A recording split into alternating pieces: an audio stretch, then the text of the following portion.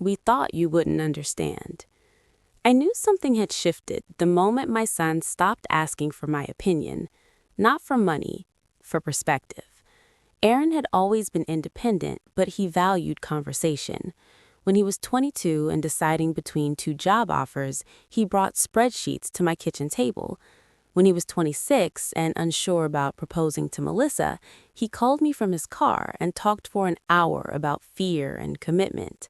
So when weeks passed without a single "what do you think," I noticed. Mothers always notice. The confirmation came on a Tuesday afternoon while I was folding laundry and scrolling through social media. A polished announcement appeared. A&M Digital Capital, redefining wealth for a new generation. Founders, Aaron Mitchell and Melissa Grant Mitchell. There was my son, navy suit, confident smile, rooftop skyline behind him, launching an investment company, without a word to me. It wouldn't have hurt so sharply if I hadn't already given them $25,000 3 months earlier. "We're exploring something," Aaron had said then, eyes bright. "It's early stage, high potential." Melissa added, "We just need seed capital to get momentum." I asked practical questions about risk exposure, licensing, investor compliance. They exchanged a glance. "It's more modern than traditional structures," Melissa explained carefully, fast-moving. I wrote the check anyway, not because I didn't understand risk, but because I trusted my son. Now I sat staring at their website. It was sleek, flashy, full of phrases like high-yield strategy and exclusive investment circles. But something was missing. Disclosure statements, regulatory identifiers, clear financial modeling. I had spent 30 years in corporate accounting, the last 12 as a compliance auditor. I knew the difference between innovation and instability. This leaned toward instability. That evening, Aaron called. "Hey, Mom, how's your day? I saw your company." A pause. "Oh, yeah? You forgot to mention it." "It's been hectic," he said lightly. "Didn't want to overwhelm you." Melissa's voice chimed in from the background. "Put it on speaker." Click. "Hi, Margaret," she said brightly. "It's a different world than traditional finance." "Different how?" "More agile, less restricted, less regulated," I translated silently. "I would have liked to see the plan," I said. Another pause. Then Melissa delivered the sentence that changed everything. "We didn't think you'd understand modern investing." I didn't respond immediately, not because I was offended, because I was recalibrating. 30 years of experience dismissed in one polite sentence. "I see," I said calmly, and I meant it. The company grew quickly, too quickly. Within weeks, they were hosting networking events, posting photos with captions about financial freedom and disrupting outdated systems. Investors appeared, friends of friends, acquaintances from social media, people drawn in by energy rather than data. I watched quietly, and I kept records. The first sign of trouble came 2 months later. A man called my home number asking for accounts payable. I explained he had the wrong contact. Then an email arrived addressed to Aaron, overdue invoice attached. Then another. Apparently, when Aaron first filed paperwork, he had used my address temporarily. Now creditors were circling. I didn't call him. Truth surfaces on its own. The phone rang at 10:47 p.m. "Mom?" His voice was different, thinner. "We just need a little help." "How little?" "40,000. I closed my eyes. "What happened?" "Cash flow issues. Investors pulled out early. We had overhead." "Were client funds segregated from operating expenses?" Silence. "Aaron?" "We were going to fix it." That meant no. My stomach tightened. "Are you licensed to manage third-party funds?" "We're working on it." Meaning no again. I walked to my study and opened a drawer. Inside was a navy folder. I carried it back to the phone. "Aaron, let's review something." I flipped it open. 25,000 initial investment, 8,000 emergency transfer in April, 3,500 car repair in June. I paused. Total, $36,500. He exhaled sharply. Mom, this is different. I'm sure it is. We just need temporary stabilization. I guess I don't understand modern debt either, I said evenly. Silence. Then desperation. If you don't help, it's going to collapse. Yes, I replied softly. It is. They filed Chapter 7 bankruptcy within a month. The website disappeared overnight. The events stopped. The social media confidence faded into silence. Family members began calling me. Margaret, couldn't you step in? You have the savings. Why let them fail? Because failure teaches what rescue never can. But I didn't say that out loud. Aaron didn't speak to me for 6 weeks.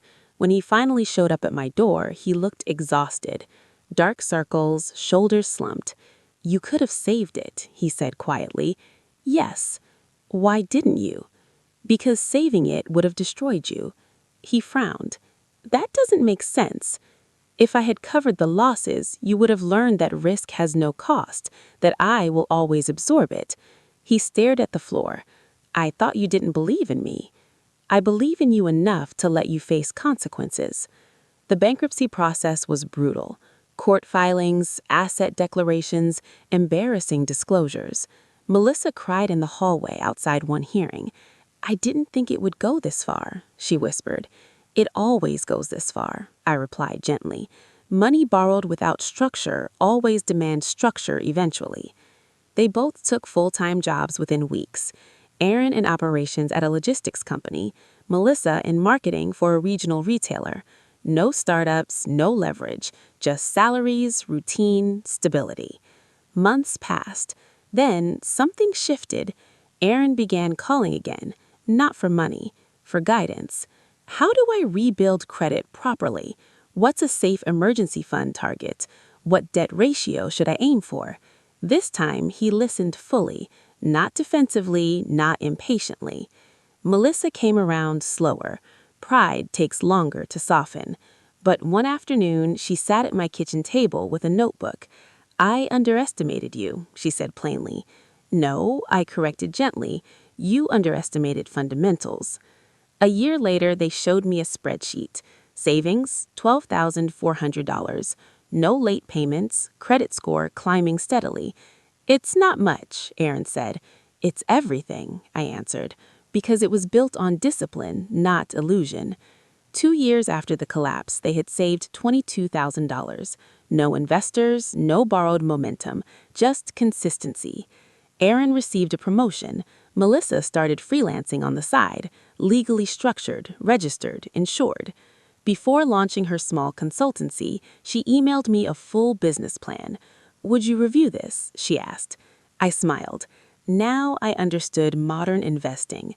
I made notes, asked hard questions, suggested compliance safeguards. She implemented every single one. On their 4th anniversary after the bankruptcy, Aaron invited me to dinner. He stood and raised a glass. To my mom, he said, for not bailing us out. There was laughter at the table, but his eyes were serious. If you had fixed it, we would still be reckless. Melissa nodded. We confused confidence with competence, and independence with ignoring wisdom. I didn't cry, but something inside me softened. A year later, they bought a modest home. No cosign, no parental contribution, just savings and good credit. At closing, Aaron handed the keys first to me. Not because we need you to sign, because we respect your opinion. That was worth more than any repayment. One evening, after dinner at their new house, Melissa lingered behind while Aaron walked me to my car. I owe you an apology, she said quietly. For what? For assuming experience becomes irrelevant with age. I looked at her gently. Experience evolves, it doesn't expire. She nodded. I was intimidated, she admitted, so I dismissed you instead. Honesty changes everything. As I drove home that night, I thought about how easily love turns into rescue, how tempting it is to fix what we can't afford to fix.